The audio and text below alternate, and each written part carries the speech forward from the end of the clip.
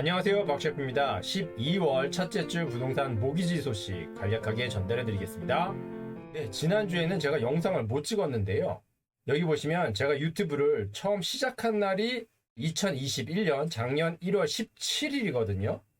사실 이때 영상을 처음으로 만들면서 앞으로 1년 동안 매주 하나씩은 꼭 영상을 만들겠다고 저랑 약속을 했어요. 그래서 현재까지 69개 영상을 만들었거든요. 그래서 지금까지 일주일에 한 번, 또는 일주일에 두 번 업로드할 때도 있었거든요. 근데 지난주에는 정말 일이 많았어요. 지금같이 완전한 셀러 마켓인 주택시장에서 몇몇 바이어분들의 주택을 구입해 드리기 위해서 오퍼도 많이 썼고요. 그리고 많이 떨어지기도 했고요. 결국은 구입할 수는 있었습니다만 정신이 없었고요. 그리고 제가 원래 커머셜 거래를 많이 하거든요. 그래서 새로운 비즈니스 자리를 찾으시는 분들이 연말이 다가오면서 일종의 병목 현상이 있었고요. 그리고 제가 기존에 가지고 있는 리스팅이 있을 거 아니에요? 주택 같은 경우는 금방 소진이 되지만 비즈니스 같은 경우는 비즈니스를 해보신 분들은 아시겠지만 평균적으로 최소한 몇 달, 반년 시장에 내놔야지 어떤 결과물이 있잖아요. 그래서 그 리스팅한 것들에 대해서 오퍼도 많이 들어오고 해서 또 정신이 없었고요. 그래서 아무튼 핑계이기는 합니다만 유튜브를 처음 시작하고 1년 동안 매주 한 개의 영상을 업로드하겠다는 저와 약속을 한 달 조금 더 되는 시간을 남겨놓고 지키지 못해서 저도 아쉽네요. 그래서 제 개인적인 얘기를 잠깐 알려드렸고요. 자, 그래서 다시 본론으로 들어가 보면은요. 자, 여기 보시면 이제 지난주에 토론토 부동산협회에서 매월 발행하는 11월자 주택시장 동향에 대한 자료가 나왔거든요. 그래서 그 자료를 바탕으로 여러 매스컴에서 기사화했는데요. 토론토 집값 또다시 기록 갱신. 여기 보시면 토론토 주택시장은 공급이 사라지면서 22% 상승하여 사상 최고치를 기록했다고 나와 있고요. 참고로 여기서 22%는 작년 동월 대비예요. 지난달 대비가 아니라요. 그리고 평균 주택 가격이고요. 아무튼 기록을 갱신하는 건 맞죠. 여기도 기록 갱신. 그리고 지난달에 비해서 44,000불 상승했다는 소식도 있고요. 그래서 이 그래프에 보시면 빨간색이 시티 오브 토론토고요. 이 진한 회색이 이제 전체 광역 토론토의 평균인데요. 올해 여름까지만 해도 정체되는 분위기를 살짝 보여주더니 다시 올라가고 있죠. 자, 그래서 아까 전에 말씀드린 지난 11월 부동산 거래 현황에 대해서 간략하게 정리해 드리면은요, 우선. 자, 이 그래프를 보시면은요, 밑에 막대 그래프가 거래량이거든요. 거래량 같은 경우는 10월에 비해서는 소폭 하락했어요. 하지만 평균 주택 가격을 보면은요, 아직도 상승하고 있죠. 평균 주택 가격입니다. 광역 토론토 전체예요. 그래서 10월 달에 110만 5,500불 정도를 기록했는데 지난 11월에는 116만 3,323불을 기록했죠. 그러면서 또다시 기록을 갱신했고요. 그리고 여기 보시면 주택 평균 가격이 21.7% 작년 동월 대비 상승한 걸로 나와 있죠. 자, 그리고 여기 보시면 한 가지 흥미로운 점이 타운하우스 가격 같은 경우는 416 지역이 다시 감소했죠. 905 지역 같은 경우는 계속 상승하고 있고요. 근데 이 전에도 그런 현상이 있었죠. 자, 올해 초에 1월에 416 지역 타운하우스 가격이 떨어졌고요. 이때 905 지역의 타운하우스는 계속 올라가고 있었죠. 그래서 만날 뻔 했는데 2월이 되면서 416 지역의 타운하우스 가격이 도망가는 모습을 보여주고 있죠. 이제 그랬다가 이제 올해 9월에도 그런 시점이 한 번 있었는데 또 다시 도망가고 있죠. 그리고 다시 가까워졌어요. 지난 11월에요. 여태까지 추세를 봤을 때는 또다시 416 지역의 타운하우스 가격이 도망갈 확률이 높죠. 그러면서 보시면 점점 과거에 비해서 이제 905 지역이나 416 지역이나 타운하우스의 가격 변화가 이제 크지 않는 모습을 보여주고 있죠. 위에도 보시면 단독주택, 세미디태치, 콘도 같은 경우는 그래도 이 갭이 조금씩 있잖아요. 콘도도 보시면 이 정도 갭이 있고요. 세미디태치드 같은 경우도 이 정도 갭이 있고요. 단독주택 같은 경우도 416 지역과 905 지역의 갭이 있는데 타운하우스 같은 경우는 올해 2월에서 6월달 사이엔 좀 갭이 있었지만 이제 그 이후로 갭이 점점 없어지는 분위기죠.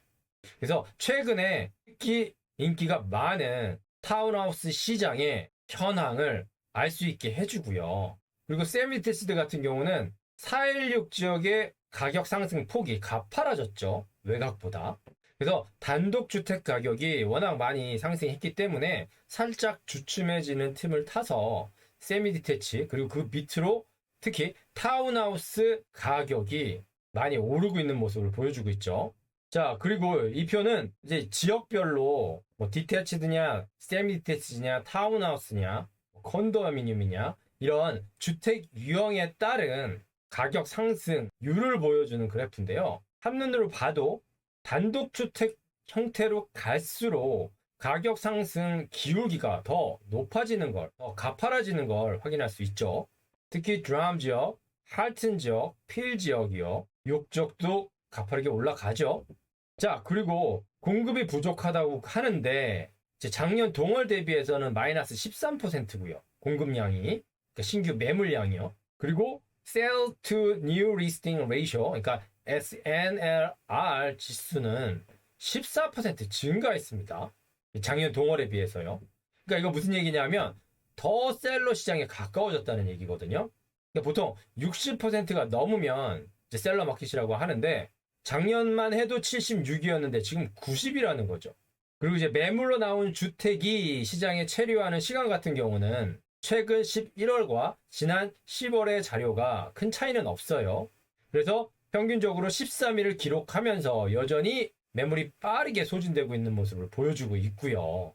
자, 그리고 아까 전에 잠깐 말씀드린 SNLR 변화량 추세를 보면은요. 한눈에 딱 봐도 시간이 흐르면서 모든 지역의 SNLR 수치가 한 곳을 향해 가고 있죠, 지금. 만날 것 같죠, 조만간. 그래서 작년 말만 해도 시리 오브 토론토 같은 경우는 50%였어요. 그러니까 셀러 마켓이긴 했지만 그렇게 스트롱한 셀러 마켓은 아니었거든요. 그런데 시리 오브 토론토 같은 경우도 점점 셀러 마켓 성향이 강해지면서 지금은 70%에 도달했죠. 그리고 다른 지역들 같은 경우는 이제 70%를 넘어서 60%를 향해 가고 있는 모습이죠. 물론 욕 지역 같은 경우는 최근 다시 떨어졌고요. 하튼 지역 같은 경우도 다시 떨어지긴 했지만 아직 이 범위 안에 있죠. 그래서 광역 토론토 전체 시장이 완전한 셀러 마켓임을 보여주고 있죠. 그리고 더 확실한 셀러 마켓이 되어가고 있고요. 이와 같은 추세를 하면 자 이렇게 쭉 올라가겠죠. 얼마나 갈지는 모르겠지만 내년 초쯤에는 어떤 모습일지 궁금하네요. 여기 11월, 12월, 1월, 2월 하면 이 라인이 어떤 모습을 보이고 있을지 개인적으로 궁금합니다. 자, 그래서 간략하게 지난 11월 광역 토론토의 주택시장 현황을 살펴보았고요. 자, 다시 기사로 돌아가 보면은요. 자, 이런 상황 속에서 리맥스 캐나다에서는 최근에 발표한 보고서에 따르면 시장이 향후 12개월 동안 최대 20%까지 성장하면서 전국적으로 엄청난 성장을 예상한다고 나와 있죠. 그러면서 토론토 부동산 시장 같은 경우는 내년에 더 빠르게 성장할 것으로 예상한다. 왜냐하면 지난 1년 동안 평균 매매 가격이 7% 상승했는데 이는 다른 도시에 비해서 많지 않은 수준이기 때문에 2022년에는 더 많이 오를 것 같다는 거죠. 그래서 여기 보시면은 지난 파란색이 이제 내년 2022년이고요. 옅은 하늘색이 2021년 올해인데요. 대부분의 그래프를 보면 이제 올해보다 내년도 예상치가 낮죠. 뭐 간단한 예로 베리 같은 경우 보면 올해는 50%가 넘었죠. 베리 지역의 주택 평균 가격 상승률이요. 그런데 내년 2022년에는 한 15% 정도 될 것으로 나와 있죠. 근데 반면 토론토 같은 경우는 거꾸로죠.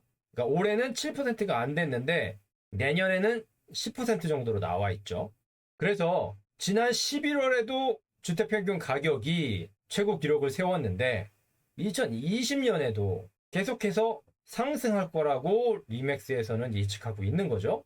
자, 그런데 이제 그런 예측 속에서도 이제 최근 S&P TSX 종합 부동산 지수 같은 경우는 4주 연속 하락한 걸로 나와 있거든요. 여기 보시듯이. 그러니까 뭐 떨어졌다 올라갔다 계속 그래 왔죠. 이제 그랬는데 작년 말에도 잠깐 그랬습니다만 지난 11월에는 4주 연속 떨어지고 있죠.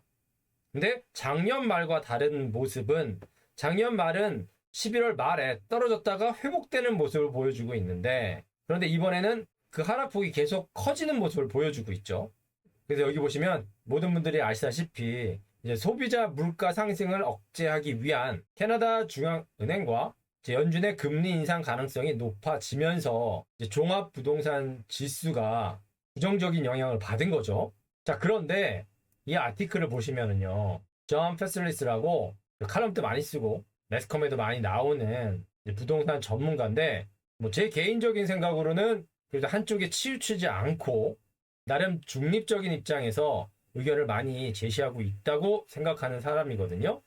그래서 인터뷰를 정리해 놓은 이 아티클을 보시면 첫 번째 질문이 지금 토론토의 주택 시장이 버블 한가운데에 있냐라는 질문에 probably not이라 그랬죠.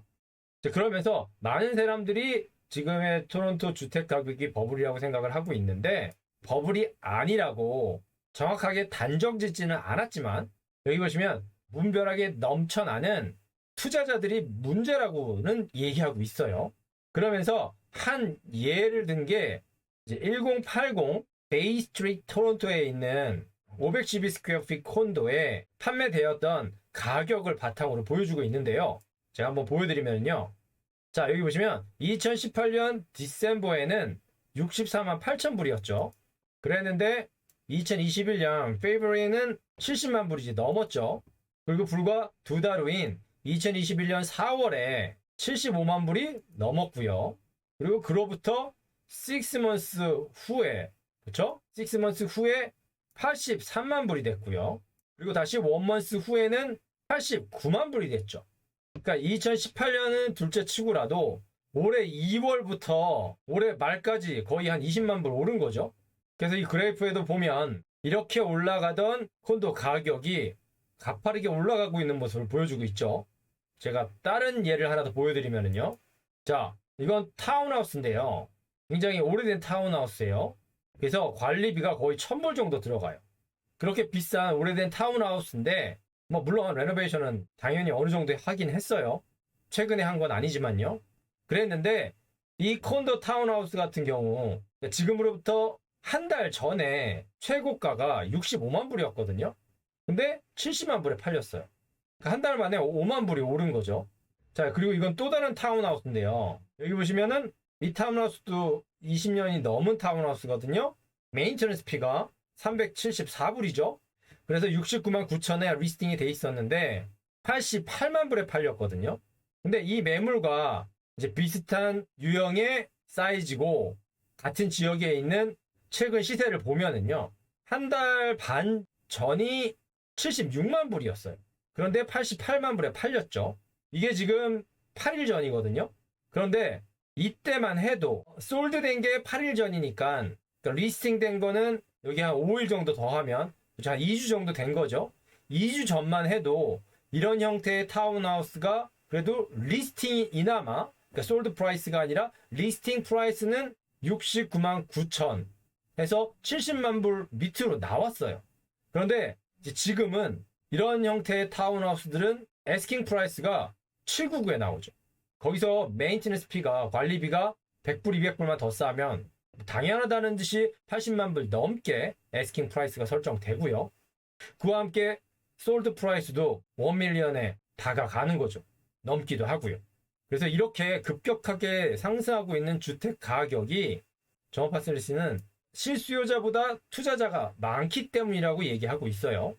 그러니까 엄밀하게 얘기해서는 실수요자도 많은데 투자자들이 워낙 비논리적으로 주택시장에 뛰어들어서 활동하고 있기 때문에 실수요자들이 가질 수 있는 기회가 없다고 말하고 있는 거거든요. 자, 그러면서 여기 보시면 아까 전에 보여드린 1080 베이 스트리트 콘도의 렌트 같은 경우는요. 올해 초에 바닥을 찍고 많이 회복이 되긴 했습니다만 최근 다시 하락세를 보이고 있죠. 워낙 불확실성이 많아서 이 이후에는 어떻게 될지 정확하게 예측할 수는 없습니다만 위에 보여드린 콘도 판매 가격과는 다른 모습을 보여주고 있죠. 그래서 여기서 뭐라 그러냐면요. 많은 사람들이 공급 부족이라고 하는데 공급 부족이 사실이기도 하지만 이렇게 비이성적으로 많은 투자자들이 왕성하게 활동하고 있는 이 주택 시장의 현실 속에서는 아무리 공급이 많아도 충분할 수가 없다는 거죠. 그래서 공급이 부족한 게 사실이긴 하지만 이제 그 이유 또한 어느 정도는 투자자에게 있다는 거죠. 그러면서 이 투자자들이 지금의 주택 시장을 지배하고 있기 때문에 실수요자들이 주택 구매 시장에 진입하는 것 자체를 막고 있다고 얘기하고 있고요. 그리고 이런 상황이 당분간 계속될 것 같다고 보고 있거든요. 그래서 지금이 거품일 거냐고 물어봤을 때 probably not이라고 얘기한 것 같아요. 그러면서 이제 한 가지 더 추가하는 얘기가 뭐냐 하면 여기도 나와 있는 것처럼 워낙 시중에 많이 돈이 풀렸기 때문에 그리고 저금리로 돈을 빌릴 수 있었기 때문에 그렇게 비싸게 비이성적으로 해당 자산을 구입해서 렌트를 놓지 않아도 해당 자산을 유지할 수 있는 투자자들도 많겠지만 그와 반면에 그렇게 구입한 자산을 렌트를 놓고 렌틀 인컴으로 비용들을 충당하면서 유지하는 투자자들도 많겠죠. 그런데 지금처럼 계속해서 상승하는 주택 가격을 렌트 가격은 따라가지 못할 거 아니에요? 어느 시점부터는요. 사실 지금도 많이 올라왔죠. 렌트 가격이요. 그래서 그 렌트 가격의 상승률과 주택 가격의 상승률의 그 차이가 만약에 그 갭이 커진다면 지금처럼 비이성적이던 투자자들이 이성을 되찾는 계기가 될 수 있겠죠. 여기 보시면 COVID-19 pandemic when investors rushing to sell their downtown condo caused price to suddenly fall. 이때 공실률이 높아지면서 매물들이 많이 나왔고 그래서 콘도 가격이 많이 떨어졌잖아요. 근데 전반적인 전체 주택 시장에서 이런 시점이 언제 어떻게 올지는 아무도 모르죠. 그냥 막연하게 이런 시점이 올 수 있다는 걸 추측할 수 있는 거죠, 저희는. 그래서 이 존 파셀리스는 지금과 같은 상황이 언제까지일지는 알 수 없지만 한동안은 지속될 거로 보고 있는 거고요. 하지만 예전 영상에서 제가 한번 소개시켜드린 기억이 나는데요. 여기 보시면 2021년 어거스트에 Volume of Buyer Segment라고 바이어가 어떤 바이어인지 투자자인지 First Time Home Buyer인지 이렇게 분류해 놓은 그 바이어의 성격에 따라서 구분해 놓은 이제 그래프인데요. 여기 보시면 빨간색이 First Time Home Buyer고요. 주황색이 투자자인데 2020년 초를 지나면서 투자자의 비율이 급격하게 올라가고 있죠. 2020년과 2021년 사이에 이만큼 올라갔는데 올라가면 더 올라갔지 떨어졌을 것 같진 않죠. 이 전반적인 다른 카테고리가 움직이고 있는 추세와 비교를 해본다면 그래서 다시 이 사례를 잠깐 보면은요. 한 달 만에 5만 불이 올랐다 그랬잖아요. 5만 불이 어떤 돈이냐 하면은요. 다운페이로 1만 불이 더 필요해요. 그러니까 65만 불이 아니라 70만 불짜리를 사려면 물론 모기지를 빌리는 사람의 재정 상태에 따라 달라지긴 하겠지만 모기지 에이전트들이 간단하게 계산할 때 다운페이 1만 불이 더 생기면 내가 살 수 있는 주택 가격이 5만 불 올라간다고 보거든요. 아주 간단하게 봤을 때요. 근데 투자자가 아닌 실수요자가 특히 퍼스트 홈 바이어가 다운페이 1만 불이 한 달 사이에 뚝딱하고 생기기가 쉽지 않겠죠. 그래서 이 아티클에서는 공급이 부족한 건 사실인데 이 공급을 부족하게 하는 큰 원인 중에 하나가 좋게 얘기하면 매우 긍정적인 투자자고요. 좀 나쁘게 얘기하면 비이성적인 투자자들 때문에 공급이 실수요자에게 엔드 유저에게 못 가고 있다고 얘기하고 있는 겁니다. 그리고 이런 상황이 지속된다면 2022년 내년에도 상승폭은 분명 줄어들겠지만 주택 가격이 계속 우상향을 보일 수밖에 없겠죠. 물론 그 끝이 어딘지는 아무도 알 수 없지만 네, 오늘은 여기까지만 하겠습니다. 지금까지 영상이 도움이 되셨다면 좋아요, 구독, 알람 버튼 부탁드립니다. 지금까지 박셰프였습니다. 감사합니다.